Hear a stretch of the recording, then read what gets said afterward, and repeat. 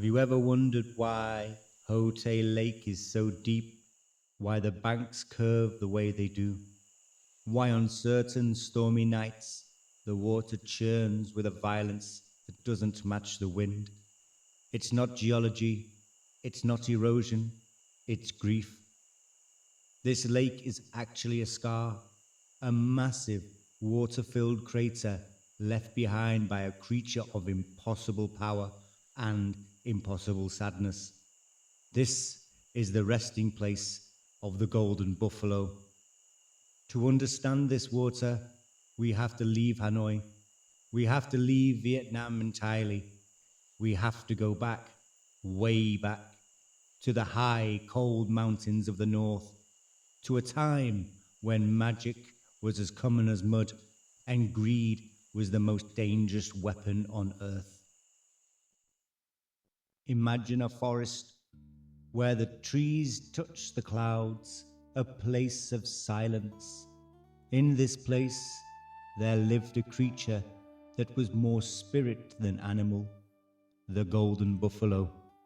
He wasn't like the water buffalo you see in the rice paddies. He was enormous. His hide wasn't grey leather. It was a shimmering, radiant gold. It caught the sun even in the deepest shade. He didn't eat grass. He grazed on the morning mist. He didn't drink from muddy puddles. He drank the starlight reflected in the mountain streams. He was a pure god beast, pure, innocent, happy. But he wasn't alone. He had a mother, and the bond between them, it's a kind of bond that holds the world together. She was the source of his magic. She was his anchor. But where there is light, there is always a dark shadow trying to steal it. Living in the caves nearby was a sorcerer, a man whose soul had rotted away years ago, leaving only hunger for power. He watched the golden buffaloes. He didn't see their beauty. He didn't see their holiness. He saw fuel, a resource to be used and discarded. He saw a shortcut to immortality. He knew he couldn't capture the young buffalo. He was too strong, too fast. But the mother, she was older, slower, and she would do anything to protect her calf. Under the cover of a treacherous storm, the sorcerer struck. It was a cowardly, desperate act. He didn't fight her. He trapped her, and in a ritual of dark blood magic, he stole her away from her son, from her world. But he didn't just kill her. He stole her essence. He skinned her, preserving her golden hide to use as a cloak, believing that wearing it would give him power of the gods. The young buffalo returned to the clearing, excited to tell his mother of the dream he had. He found nothing, just the scent of blood and rain. Can you imagine a creature of pure love suddenly having its heart hollowed out? He didn't roar. He didn't rampage. Not yet. He just stood there. Suddenly, the silence of the forest was shattered with the sound of a heart breaking. It was a sound so low, so deep, it cracked even the hardest stones in the riverbed. The sorcerer was evil, but he wasn't stupid. He knew the young buffalo would hunt him down. He knew that the wrath of the god beast was not something you could just fight with iron nor steel. So the sorcerer fled. He fled south. He crossed the borders, moving rapidly, carrying his stolen prize. He came here, to the land of Xai Viet, to this very region near the Red River. He needed to hide, but he also needed to assert his dominance. He wanted to trick the world into thinking he was a god, so he decided to forge a weapon, a symbol of his authority.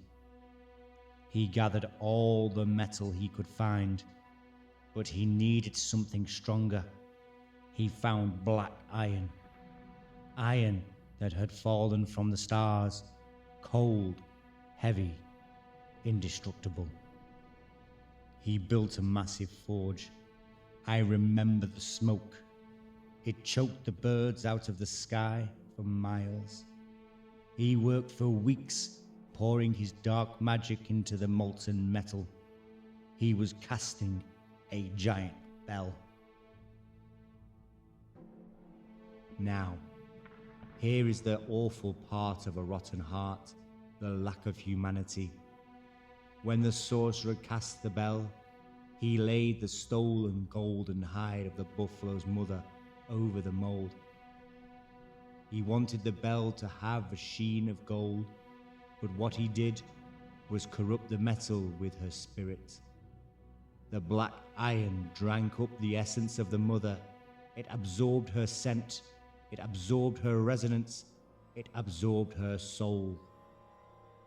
When the bell was finished, it was a ghastly monstrosity, beautiful in a terrifying way. And when the sorcerer excitedly struck it for the first time, a thunderous bong resonated within. The sound didn't just travel through the air, it traveled through the earth, it traveled through the spirit realm, and because it held the essence of the mother buffalo, the sound carried a specific magical frequency. To you or me, it sounded like a deep, deep choir bell. But to the golden buffalo, thousands of miles away, it sounded like a cry for help.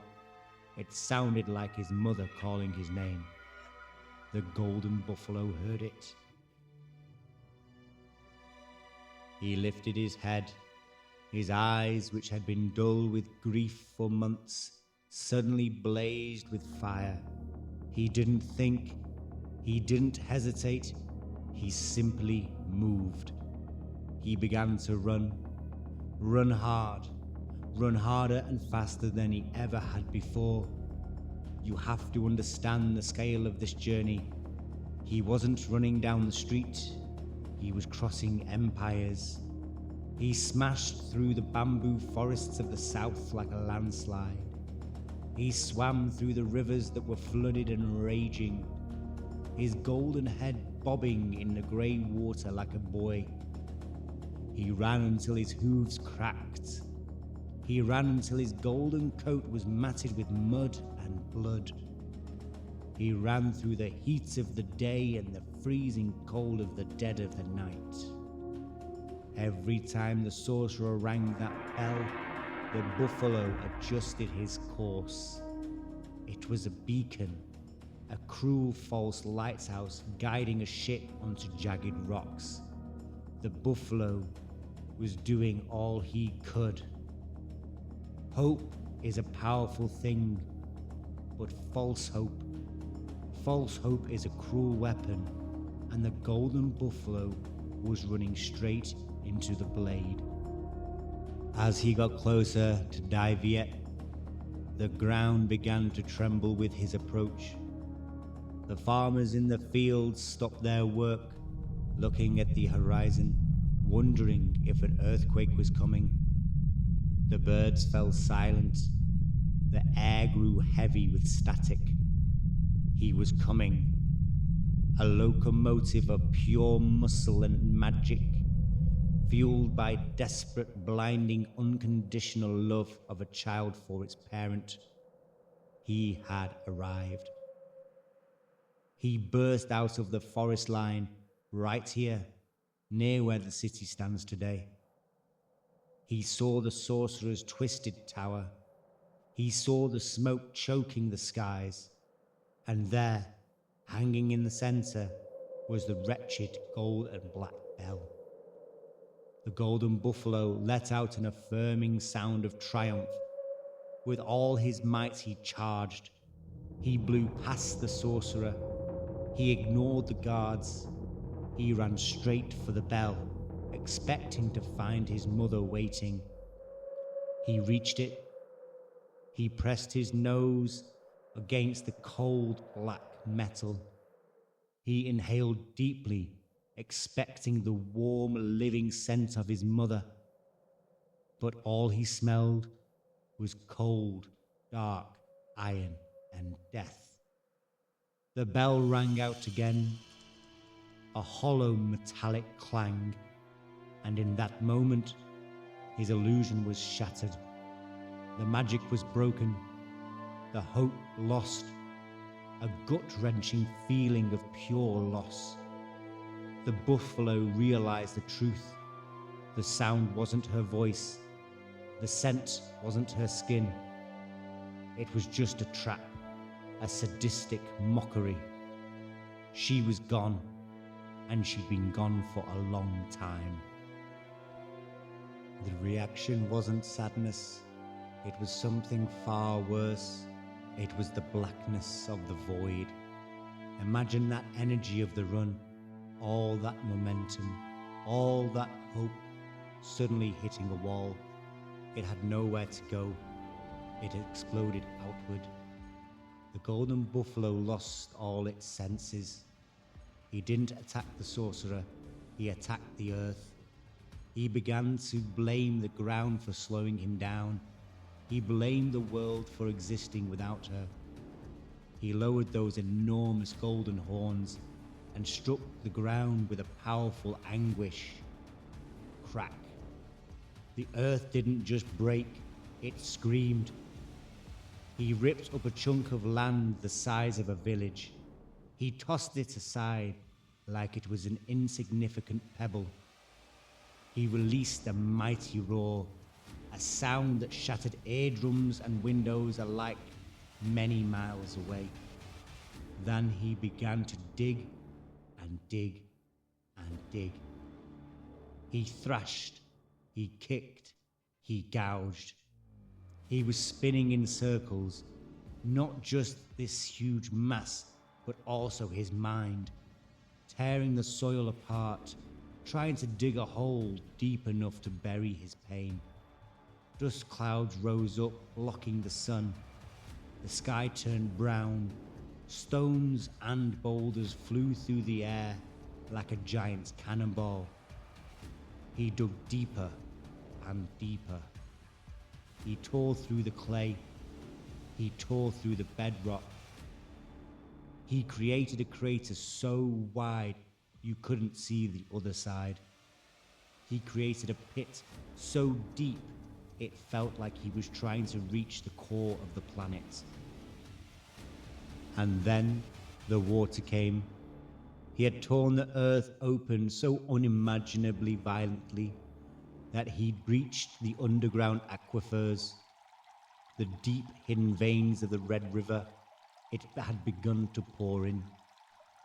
The water surged up from the deep, dark, cold depths. It swirled around his hooves, then his knees, then his chest. But he didn't stop. He kept thrashing in the mud. The rising water mixed with his sorrowful tears. The crater filled up, darker and wider by the minute. The sorcerer, terrified by the apocalypse he had unleashed, fled to the mountains, never to be seen again. But the buffalo didn't care about the sorcerer anymore. He was alone in his own deep, dark void. Slowly but surely, the water rose above his head. The thrashing slowed down. The roar turned into a gurgle, and then silence. Alas, the golden buffalo didn't drown. You can't drown a spirit, but you can extinguish its fire. He had just given up. He slowly sank to the bottom of the massive lake he had created. He curled up in the cold, dark mud of the deep, his once happy and loving eyes, now cold, dead rocks, slowly closed with pure, heavy grief. That crater, what is commonly known as Hotei. The water settled, the dust cleared, and the people returned. Looking out at this new vast inland ocean, they felt the power of it. They named the village nearby Kim Niu, the Golden Buffalo. And that is why, to this day, the lake feels more than just a lake.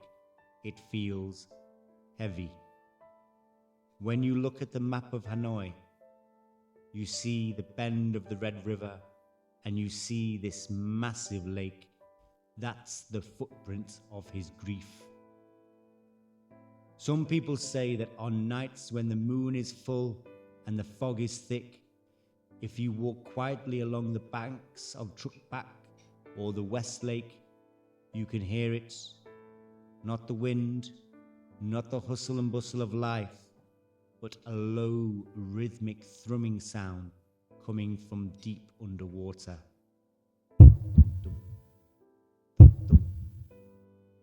That is his heart. He's still down there. The Golden Buffalo is the guardian of this city's water. He's waiting for a mother who will never come home.